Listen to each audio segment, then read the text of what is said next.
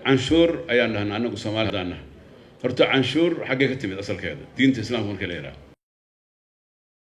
Muslimiintii hore nabiga sallallahu alayhi wasallam iyo saxaabadiisa inta ay joogeen dadka wax ma laga qaadi jiray siyaasad looga qaadi jiray. Ma bannaan tahay horta sida canshuurta in la qaado mise ma bannaano. Intaasan ka jawaabaynaa saddex su'aalood aad u muhiim ah waay. Dadkuna wax badan ay soo weydiiyaan dad badan marka inay maanta ka jaahil baxaan oo ay meediyahan insha Allah u marto oo ay wada ogaadaan aan rajaynaynaa.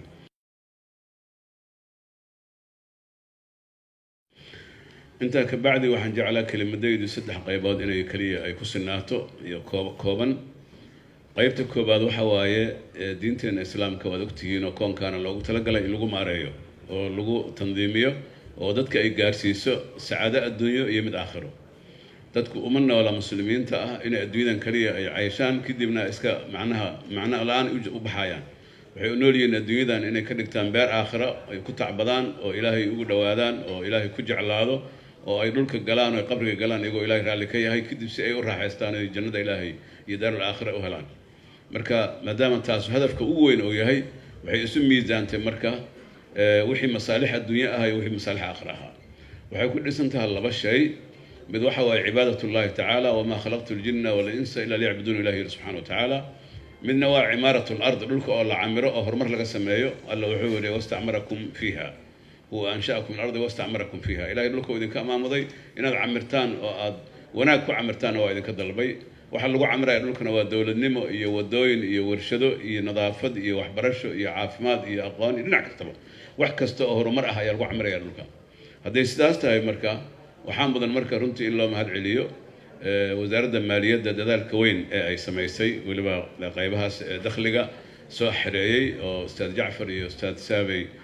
Muxdiin Jurus ay hormoodka ka yihiin iyo madaxda qaranka oo wasiirka iyo wasiir dowlaha wasiir ku-xigeenka oo ku ishraafaya iyo dhammaan qaybaha la shaqeeya iyo qurfa tijaariya iyo wasaaradda ganacsiga iyo dhammaan wasaaradaha ku shaqada runtii dhaqaaluhu waa tiirka ugu weyn ee nolosha ku taagan tahay. ilaahay quraanka wuxuu nagu leeyahay walaa tu'tu sufaha amwaalakum allatii jacala lakum qiyaama. maalkiina ha u dhiibina ama ha siinina sufahada maalkaasoo ah midkaad ku taagantihiin. waxaa lagu taagan yahayba oo dowladnimada iyo nolosha diin adduunyada lagu taagan yahay waa maalka. marka hadday saas tahay marka waxaan rabaa inaan sheego saddex qodob. qodob koowaad waxa waaye canshuur ayaan dhahnaa anagu Soomaali hadaan nahay. horta canshuur xaggee ka timid asalkeeda diinta islaamka marka la yiraahdo. dad badan ayaan rajaynaa maanta inay meeshan ka faa'iidaan kelimadaas jawaabteeda. tan labaadna muslimiintii hore nabiga sallallahu alayhi wasallam iyo saxaabadiisa inta ay joogeen dadka wax ma laga qaadi jiray siyaasad looga qaadi jiray. tan saddexaad ma bannaan tahay horta sida canshuurta in la qaado mise ma bannaano. intaasan ka jawaabaynaa saddex su'aalood aad u muhiim ah waay. dadkuna wax badan ay soo weydiiyaan dad badan marka inay maanta ka jaahil baxaan oo ay meediyahan insha Allah u marto oo ay wada ogaadaan aan rajaynaynaa. maadaama dhaqaaluhu asaasi uu yahay nolosha uu ku taagan yahay sida aan sheegnay nabiga sallallahu alayhi wasallam inta uu noolaa iyo sida Abubakar as-Siddiq waxaa si dhab ah loo fuliyay rukniga islaamka ee maaliga ah ee dhaqaalaha ku tacalluqay ee zakada. isaga si rasmi ah loo fuliyay waa la aasaasay waa la soo aruuriyay. zakada maalka markii laga soo qaado qaybaha ay khusayso oo dhan hadday tahay ganacsiga guud iyo badeecadaha dhaafaya iyo hadday tahay dahabka iyo dirhamka ama lacag oo dhan noocay rabta haata iyo hadday tahay xoolaha daaqaya iyo hadday tahay beeraha wax ka soo baxaya iyo hadday tahay wax la yiraahdo rikaaska ama macaadinta dhulka laga soo baxo waxaasoo dhan shareecadu jaangooyo u samaysay. dowladda ayaana laga doonayaa islaamku inay qaado. dad sideeda ayaa loogu talagalaa in la siiyo dhaqaalahaasna khadnad dowladda ee weliba baytul maal muslimiin oo hadda wasaaradaha maaliyaduhu ay u joogaan dowladda islaamka in lagu xireeyo. taasu waa qaybta koobaad waayo. Sayyid Umar radiyallahu anhu xilligiisii markii dowladda islaamka ay aad u fiday oo saddexdii gobol ugu waaweynaayo hadda dowladda islaamka waa meelaha ugu waaweyn kamid ah ay gacanta islaamka soo gashay sidii Masar iyo Shaam dhulka la yiraahdo Suuriya iyo Lebanon iyo Falastiin iyo Baytul Maqdis kulli isku jira Shaam la yiraahdo iyo Ciraaq dhulka la yiraahdo iyo Iiraan oo isla socda. intaasba waxay gacanta soo galeen Sayyid Umar qabtay radiyallahu anhu. markuu soo xireeyay oo dadka ay soo galeen wuxuu ku daray laba dhaqaale oo muhiim ah ayuu ku soo beeriyay asaguna oo saxaabadu isku raaceen kulligood in la qaadi karo oo xilliga nabiga sida Abubakar nabiga sallallahu alayhi wasallam sida Abubakar aan jirin. labadaasna waxay yihiin waxa la yiraahdo cushuur oo anagu hadda eragaas aan taxriifinay al-cushuur waa canshuurta meeshan ka keenay al-cushuur iyo al-kharaaj waxa la yiraahdo.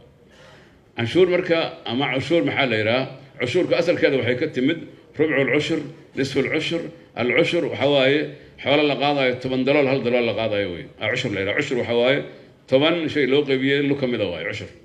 مركب عشر كاس وحكومة أحكامته مركز سيد عمر وحو جديي ما لها مداخش بدأ يبرق على سوق الدولة الإسلام كا سيد العراق بدن أيام مركز ساراي الشام وأيضا مارتي بحر بدن بريترين كإسلامتها يدنا عن بدأ عص أيضا يمن حبشي رولك حتى نقول عند جنة رولكان لما حدودها بدها حدودها برق بقى العق أيام الساري كان عسى إسلافايا ولبا سد حقيبات إسكاليين مسلمين تا دولتها عن مسلمين تا إنه هشيس كانوا يقولوا جرو قالوا iyo kuwa dagaalku kala dhaxeeya muslimiinta saddexdaba ganacsiga oo bana looga dhigay laakiin canshuur la saaray marka canshuurtaas la saaray waxa magacda la yiraahdo al-ushur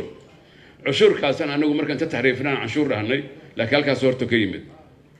ushurkaas marka waxa waaye in laga qaado boqolkiiba 2.5 ama ushurkii rubciisa dadka muslimiinta ah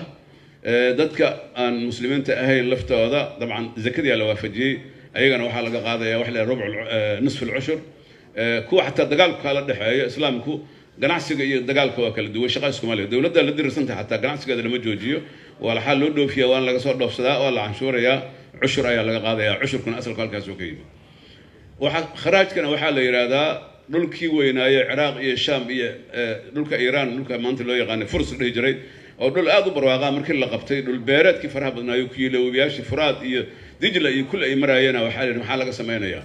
مركز سيد عمر يسحبوا وحي يسكر راعين dadku inay dhulkooda beertaan dadka iska lahay milkiyadooda dhulka aan la lahayn oo dawladdu marka ay leedahay caamkaana in dadka ganacsatada loo qaybiyo iyo saxaabadii si ay u beeraan waxa ka soo baxana lacag la yiraahdo kharaaj in laga qaado oo joogto ah oo dawladda khadnadeeda ku soo xiroonaysa kharaaj la yiraahdo marka labadaas nooc oo kamida Said Umar ayaa ogaa radiyallahu anhu أيضاً علماء واسكور عسين إني بنانته إلا قادو وحد كذا يميلها لقى سوق لذلك عمل بحاية كإيمانية أما مسلم هذا أما قال هذا إيوه ويحدول كلا بيرة كسب بحاية أو خراج ليرادو ولا صاري وحسهري زكذا عنده عنشورته أما ضرائبته وحلا يرادو إلا صاروا سوقيا ذا إيوه محنك يرادا جناعسك جود داخلي يعني حتى عنشورته برجع عنه غانا نجو تاس إذا أما بنانته مثلا بنانا علماء الشروط يكحرين وحيرهن لبن نوع هدي لو قاضي ما بنانا لكن هدي مثل لو قاضي وبنانته ضرورة هنا وبنانته ما أنت مركز في علو فهم ربع هديتها الدولة غنية أو دقالة هيسته أو مداخل سيد بترول حوق بدن إيجاز طبيعي هذا هاي مركب باهذا هذا يدخل جيدا وحاب بدن دخل جيدا أي لا هذا أيضا أي باهذا هذا كبدن وما بنانا هنا قاضي ضدك حبل قاضي ماي مساكين تسوق هذا كشغل سنة أيام ولا حل وسدرة ولا مر هدي دولة إيتها دولة غنية سيد ودمنا هذا خليج كوكلات ودمنا اللمدة العقل بسيسي ندك إيجا العقل سيقي بيابا مركز من بنانانيس وحكى ليس بنانانين هدي عن دتك اللي علينين أو أي سن خدمات ك با يعني دتك تابنا يسبها هي ده ندب اللي علينين إسك قادنا يعني سيدي واحد يجرى المكوس مكسجة عن شوري بقرطويين كرومان كي قادة جيران يكوي عربادي ودتك حوالي أنت لقى قاتل لسك استعمالها كليه أو قيسك بقرطويين كسك قاتان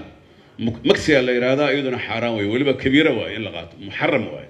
تاسم الله ما أقوله مركب لباس نوع أو كمذا ضرائبته أما عنشوره ما بنانا محبنا المركب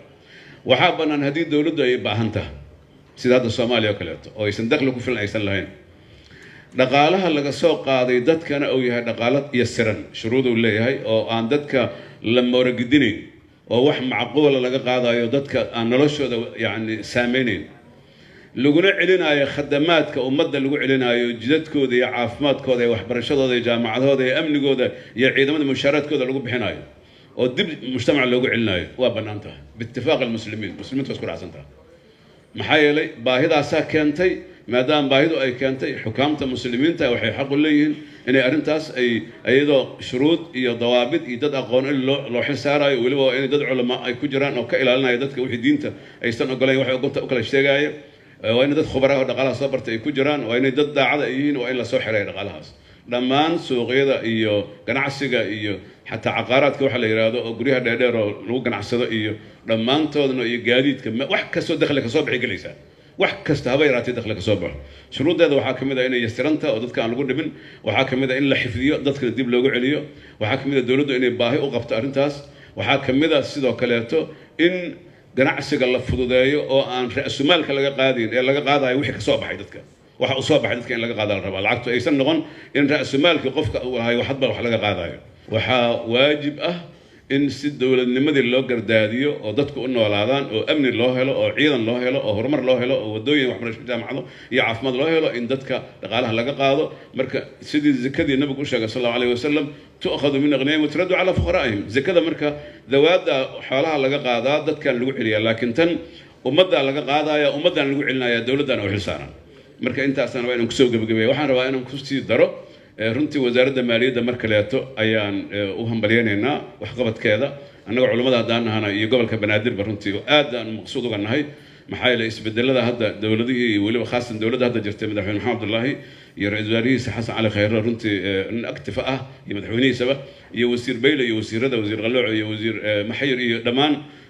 jacfar iyo saabay iyo ragga la shaqeeyo o dhan iyo xisaabiyaha guud iyo maraafiqda o dhan iyo bangiga dhexe dhammaan wasaaraddan hal qof oo laga tigi karaba kuma jirto kulligood waa hal doore waxa weeye aad baan horta ugu mahad celinaynaa waxaana rajaynaynaa in la garab siiyo shacabka soomaaliyeedna waxaan ugu jeerayaa ganacsatada qurfa tijaariyana waa fadhidaa ganacsataduna mar walba wasaaraday waa inaad ogaato waxay ku jiraan culimmadu shardi bay ka dhigayaan meesha maqaadiirta wax laga qaadayo lagu dejinaayo iyo dadka sida looga qaadayo inay ra'yi ku yeeshaan ganacsatadu shardi waayo laannahu duruufaha iyaga ayaa ka warqaba xataa dadka qaarkan wax qaban karin kuwa wax qaban karaan sida wax ugu soo baxaan sida wax ugu soo bixin waxaas la tixgelinaya maxay la asal shariicadu waxay u dhisan tahay naxariis ay ku dhisan tahay iyo silmi waxa kaleeto oo mudan iyadana in la ishaadeeyo ama aad looga mahad celiyo loona ammaano dadaalka weyn oo hadda ra-iisul wasaaraha iyo wasaaraddan ay ka gashay in deymanka dalka laga cafiyo oo hadda meel gabagabaa maraayo waa arrin lagu farxo waayo deyn wax ka darna ma jiraan waa hamun fi leyli wa dullun fi nahaar ay yidhahdeen culimmadu habeenkina waa murug maalintiina waa dulli marka magac iyo sharaf ma yeelan kartid marka dawlad deyn qabta aad tahay walidaalika nabigu sallallahu alayhi wasallam dawladda islaamka intuusan bilaabin yagleelinba deyntii jaahiliga oo dhan buu riday oo yiri dadka lagu lahayo horta laga rido adeerkiisa Cabbaas oo ka bilaabo deynka ugu badan lahay dadku lahay maadaama maalqabeen uu ahaa marka in deyntaas loo dadaal galay in la rido si dalkan uu noqdo dal la aamini karo la maal gashan karo in adduunyadu ku aamintay ku maal gashatana quraanka Ilaahay noogu sheegay oo yaatiha rizquha ragadan min kulli makan Ilaahay subhanahu wa ta'ala يعني مقالده مركي آمن تهاي نظام دق له تهاي ودلكاس الآمن كره الدون كودما رزقه إيمانه يا رغدا من كل مكان مركي تاسان الدوري ندل كانوا نقضوا ودل غنية وبرواقة بدن له وحنا رونا دولته مستقبلك إن أنت بترول صار تو غاز طبيعي صار تو برواقة نقطة غني نقطة عن شورها ماشي كقادن له إيده أيدتك العقو قرطة بكل جود أو يمال جلس مساكين تهرك السعودي جوكت يور شذا ودسته أو أيده أي نقطة مصدر كالعقد غيبية وصلى الله على سيدنا ونبينا محمد وعلى آله وصحبه أجمعين